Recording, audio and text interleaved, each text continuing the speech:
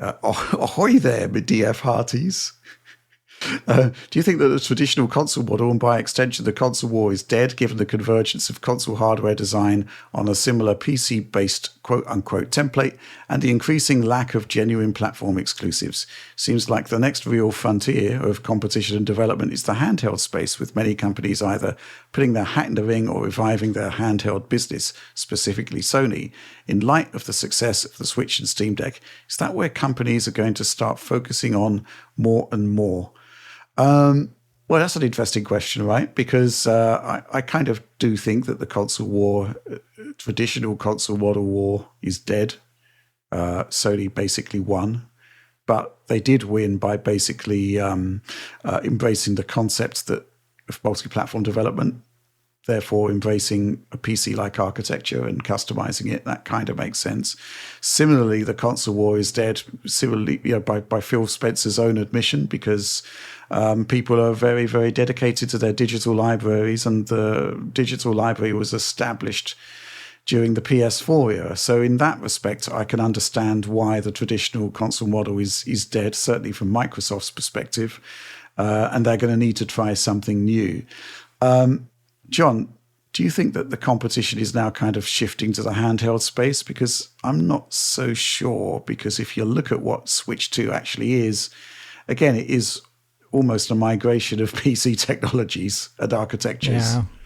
Right. I mean, that's essentially what we're seeing. But first, I still kind of take issue with this notion that the online shop war thing that Phil talked about decided the generation, because I don't think that's entirely true.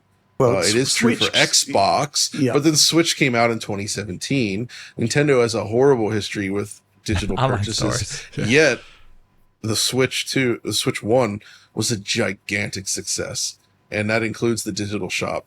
So it didn't matter that people already had a PS4 library. People were also happy to embrace the Switch. So I don't think it's like because Sony did this, nobody else could come in, because Nintendo did exactly that, and they did it years later.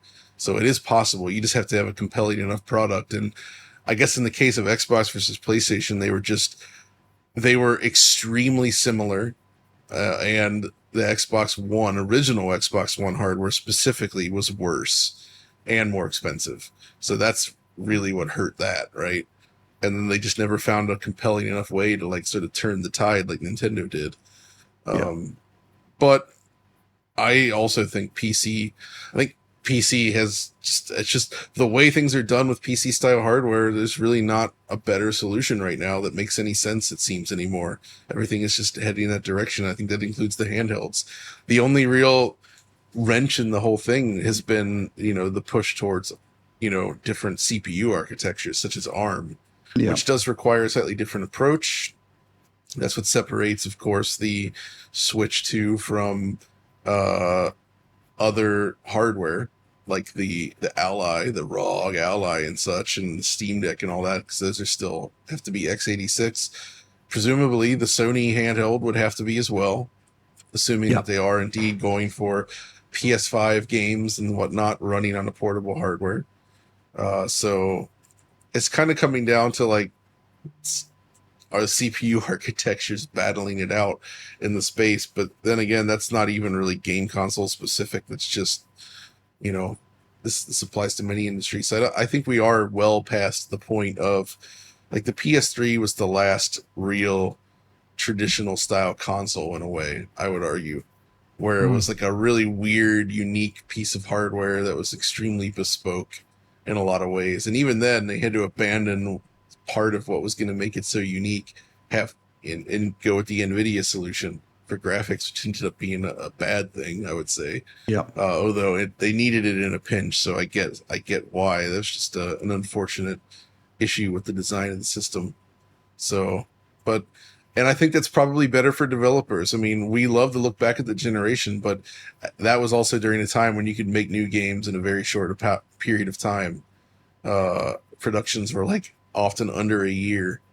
Like, I'm working on this retro video for Tony Hawk games, and it's just absurd to me how they're like, all right, Tony Hawk 1, next year, a game-changing sequel, the next year, an even more game-changing sequel on a new hardware platform.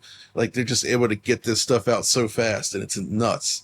And that's not possible anymore. So, like, making extra obscure hardware would just anger developers and slow down development and increase costs, and nobody wants to do that. So you can't rock the boat too much anymore. Yeah, I'm kind of curious about the PlayStation handheld. I mean, it kind of makes sense that it would be using x86 CPU cores, but, ultimately, the Switch 2 is proving that, ARM is actually quite viable. And it's viable on relatively slow clock speeds as well. And I think, the question is, how good is the compiler? Because that's going to be like the main difference, right? Right.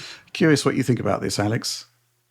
Well, I mean, I think in the AMD portfolio, they have, they're not like top of class, I think, in the laptop space, but they are currently top of class, at least in the handheld market. Everyone wants to see what they're producing there, and they have like a good forward trajectory there on the CPU side, how they're going to keep pushing things forward. And Zen has been increasing its efficiency over time in that space too. There hasn't been any like large regressions or something like that. So I think they are going to be x86, and I think ARM right now is going to be the boutique product thing from things that are derived from PC architectures, because we have yet to see it actually make its place in the PC world in a good way. And I don't think anyone's going to want to bet the house on putting out a new CPU architecture after having embraced x86 for so long now. I don't see, like the user implies here, though, like the next frontier of large competition being the handheld space. I think that's more like a complementary market to what they're going to be doing with the PS6 and the Xbox Next or whatever. And then Xbox is going to say, oh, we can't compete here anyway, so ours is going to be radically different, maybe in price and some aspects of design. But I don't see the handheld as like the next frontier battle, because Switch 2 has its own niche carved out for it, just like the Steam Deck does. I know Oliver's video covering Steam Deck and Switch 2 was like interesting from an intellectual perspective, but these devices are like completely different. Like the overlap there in user base is like, it's just people who like these devices. Like, yes. I don't think you actually, the things you do on a Steam Deck are going to be completely different than what you do on Switch 2. So, that's the way I feel about it. Yeah, I think ultimately, well, what could I say? I mean, the big innovations in the handheld space are still effectively coming from development from the PC area. I mean, Switch 2 has been a bit of a game changer. I think what I really like about Switch 2, though, is that we do seem to be seeing this continued what can I say? Surprisingly good results from what is essentially mediocre hardware. Cyberpunk 2077 continues to deliver some impressive results. The more we look at it compared to other platforms, long may it continue. Really, in the PC side of things, though, it is going to be mostly x86 cores, Radeon. I think GPUs. Intel obviously want to get in there as well. We'll see what they've got coming. NVIDIA, we're still waiting for their laptop chip, which it will have an ARM CPU core, and there seems to be rumors circulating that it's Windows problems that are stopping that coming to market, which not entirely surprising. Yeah, what can I say? But I guess it's just wait and see at this point. So, but I don't really see it as being the next key battleground as such, because I think, Nintendo dominate it. And I think you're right, Alex. Everything else is a value add on that regard.